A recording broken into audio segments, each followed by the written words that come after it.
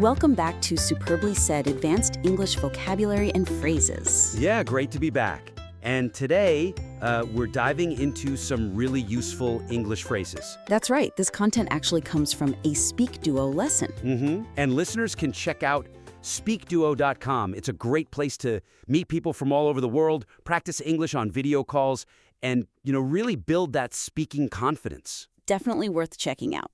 So let's jump right in.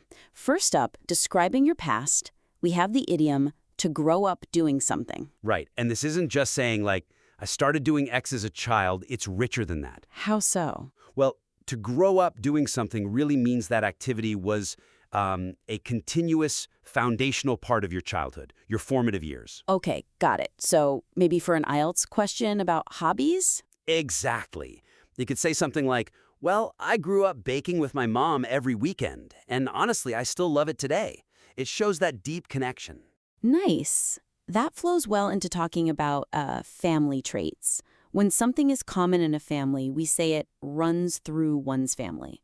Yeah, this idiom suggests it's like consistently there, across different family members, maybe even generations. It's more than just inheriting a skill from one parent. So it implies a common characteristic for the whole family. Pretty much. You hear it a lot with things like artistic ability or maybe a specific sense of humor. An example? Musical talent definitely runs through mine. Makes sense. Okay, let's switch gears slightly. Thinking about focus, or maybe losing focus. To lose track of something. Ah, yes. This is about forgetting how much time has passed or maybe where you are in a task. But it's different from just forgetting, right? Right. Crucially, you lose track because you're really absorbed in what you're doing, deep concentration. It's not just absent-mindedness. Okay. I mean, I often lose track of time when I'm deep into editing audio for this. I bet. Or you could say, last night I completely lost track of time watching that new series. Exactly. Now, what if you want to change focus deliberately? When you switch gears, useful in conversations, meetings. Yeah, it suggests a pretty rapid, intentional pivot. It's more abrupt than just casually changing the topic. Okay, so it's quite a distinct shift. Definitely. Imagine a work scenario. We were deep in the Q3 budget details, but then the manager suddenly switched gears and started asking about our summer travel plans. Right, a clear change.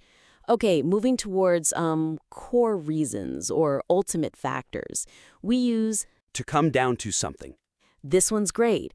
It means something is ultimately determined by or depends on one specific thing after you consider everything else. So it isolates the most critical factor? Exactly. It boils down to one key element.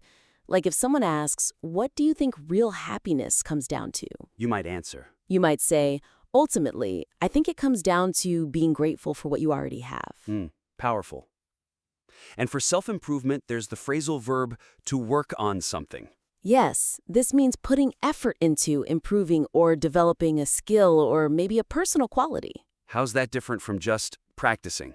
Well, practicing often refers to a specific concrete skill, like playing an instrument. Working on is broader. It can apply to more abstract things. Like Confidence or patience or maybe leadership skills.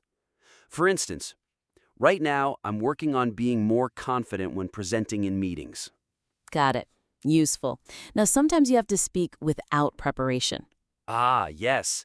You say something off the top of one's head. Meaning spontaneously? Sort of, but it specifically implies you haven't really thought deeply about it or checked any facts.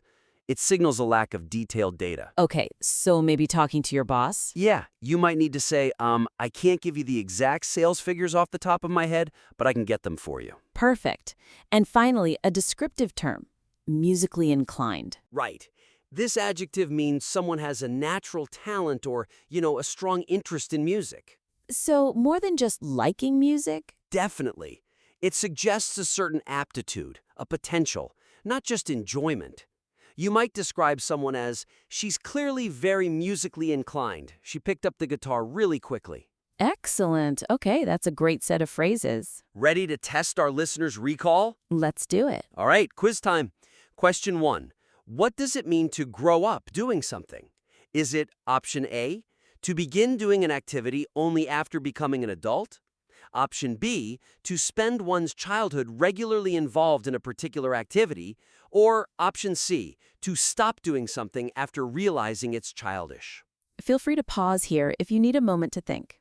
Okay, the correct answer for grow up doing something is option B, to spend one's childhood regularly involved in a particular activity. Remember our example? Growing up baking with my mom. Perfect. Question 2.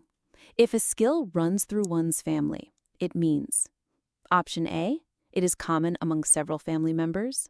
Option B, it was taught by the eldest member of the family. Or option C, it exists only in one generation of the family. Take a second if you need to pause. And the answer for a skill that runs through one's family is option A, it is common among several family members, like musical talent running through the family. Great. Next one. To lose track of time means option A, to forget or not realize how much time has passed. Option B, to manage time efficiently throughout an activity. Or option C, to intentionally ignore the clock while working. Pause if you like. The meaning of lose track of time is option A, to forget or not realize how much time has passed, usually because you're absorbed in something, remember? Like watching a movie. Exactly.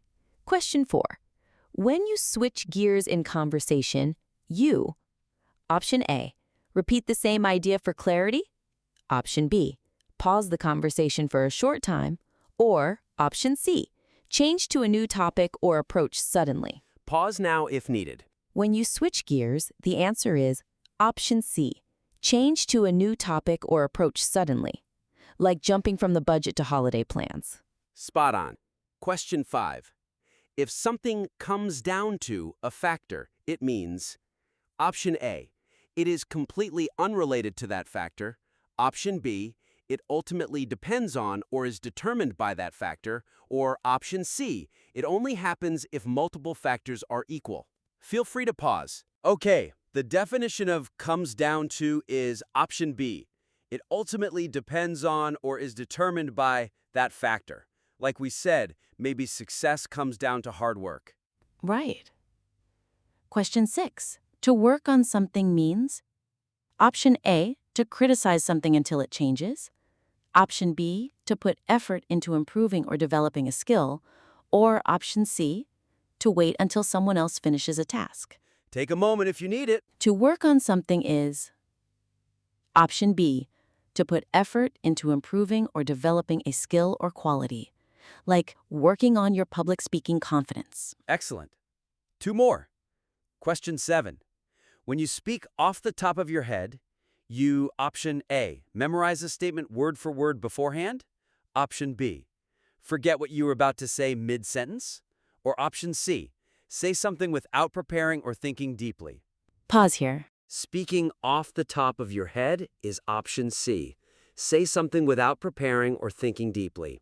It signals it's an unprepared thought. Perfect.